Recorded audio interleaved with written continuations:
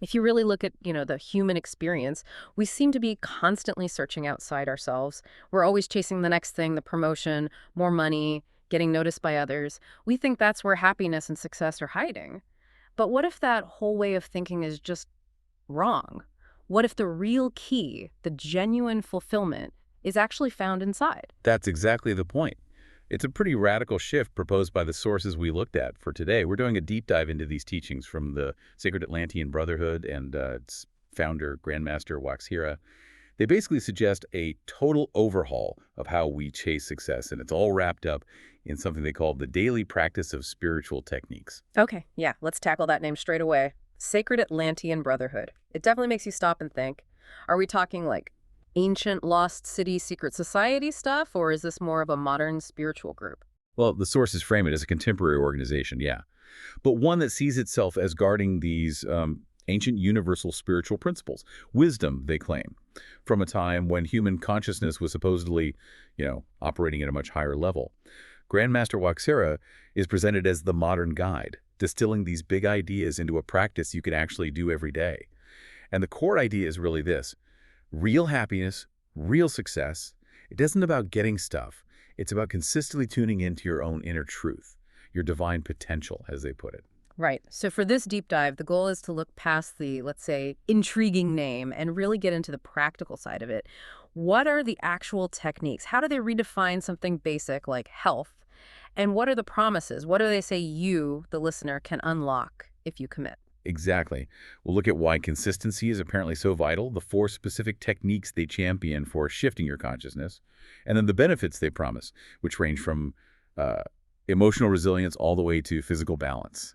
Okay, the first thing that really struck me reading this material is how non-negotiable the routine seems. This isn't presented as a casual thing you dip into. Grandmaster WaXhira has this quote: "Daily spiritual practice is the foundation upon which a joyful, healthy, and successful life is built." So why daily? Why is that commitment seemingly more important than, say, doing a really intense spiritual retreat once in a while?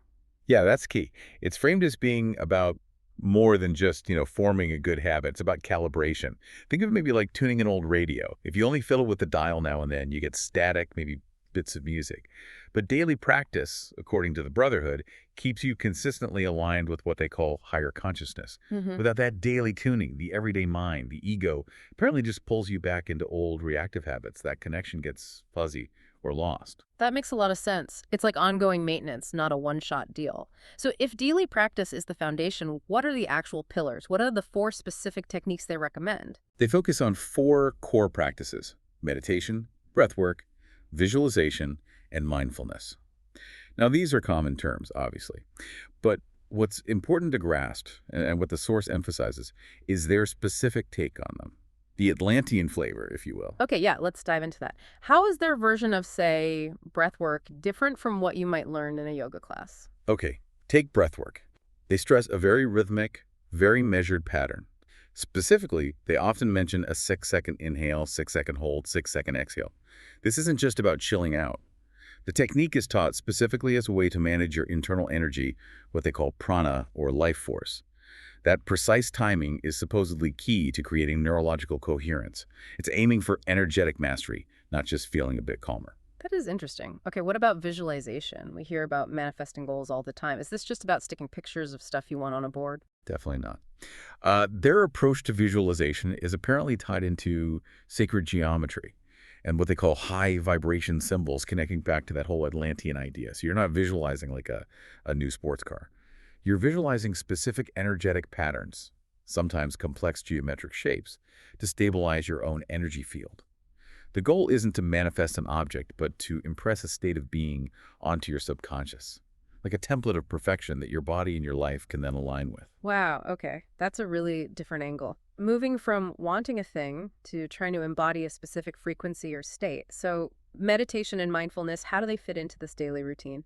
Meditation, in their system, often seems focused on achieving a deep stillness to access what they call universal memory. So it's less about just emptying your mind and more about deep listening, trying to access insights or guidance that are beyond your normal thinking patterns. And mindfulness, that's kind of the bridge between the practice and everyday life. It means doing your normal stuff, chores, work, conversations, but while maintaining that regulated breathing and the inner state you cultivated. So the aim is to carry that clarity, that stability, with you throughout the entire day. And the source claims this brings almost immediate changes, mentally and emotionally. That's the promise, yes. Your thoughts supposedly become clearer, more focused, because there's less internal static.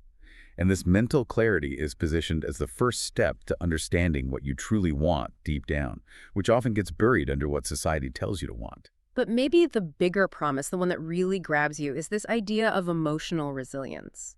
Moving away from just reacting instantly to challenges and instead being able to respond calmly with insight. That sounds huge. It is a huge claim, absolutely. But there's a logic to it within their framework. If your daily practice is stabilizing your nervous system with breath work and clearing your mind with meditation, you naturally create a kind of buffer zone. The sources say challenges don't just vanish, but your internal reaction time changes. You can operate from composure, not just impulse or fear. That stability becomes the proof, the tangible result of the inner work. Okay, but I need to push back a little here. We're using terms like higher frequencies of consciousness. What does Grandmaster WaXhira actually mean by frequency? Are we talking brain waves you can measure, or is it more metaphorical, like an energetic vibe? That's a fair question. The source material mainly uses frequency, in a spiritual sense, like a state of vibrational harmony. But the implication is definitely that this internal shift does translate into real physiological changes. Things like reduced stress hormones, a more active parasympathetic nervous system, maybe even measurable coherence in brain activity. Basically, when you're operating from a higher emotional frequency, less anxiety, less anger, you're optimizing your body's internal chemistry.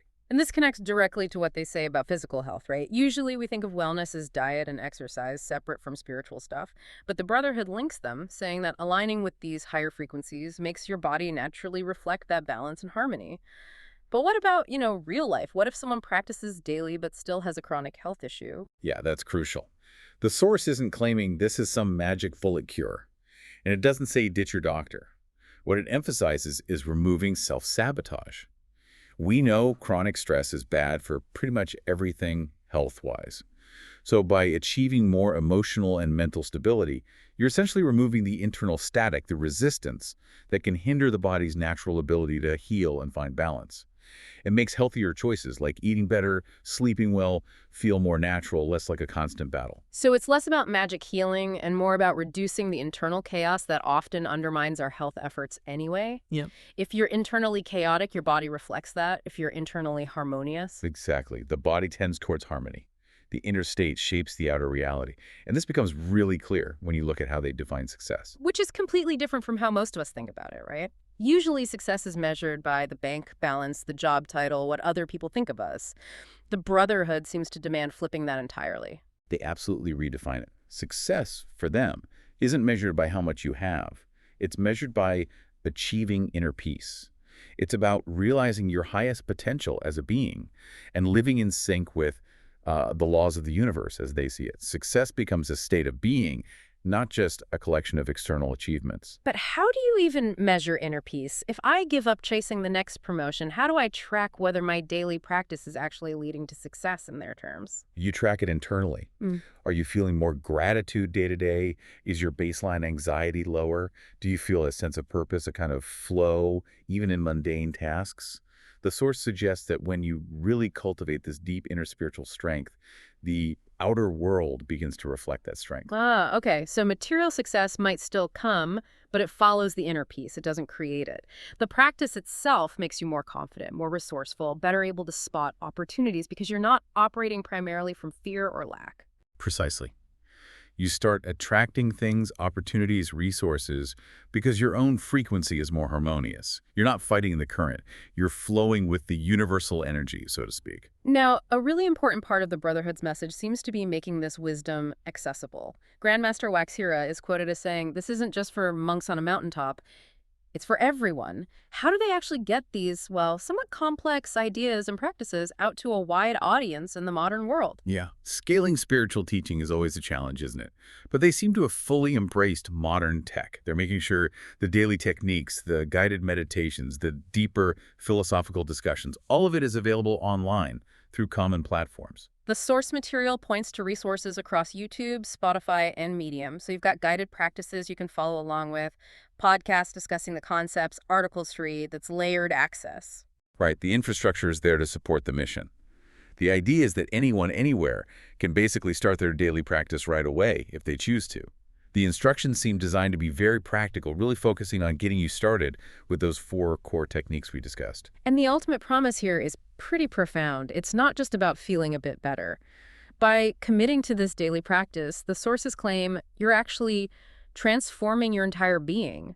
You're aligning with the flow of universal energy. And the result, they say, is a life that feels rich with purpose, peace, and yes, abundance, but abundance defined more broadly than just money. It's like returning to a more natural, balanced state of existence, free from the ego's constant chasing. So wrapping this up, what's the big takeaway for you, the listener? This whole deep dive really challenges that standard Western idea of success being all about external stuff. The metaphor that keeps coming back is simple. Spiritual practice is like tending a garden. It needs consistent daily care to really flourish. You nurture that inner world, and that becomes the foundation for a different kind of success, one built on inner peace and genuine well-being. And it really echoes some very old wisdom about internal responsibility, doesn't it?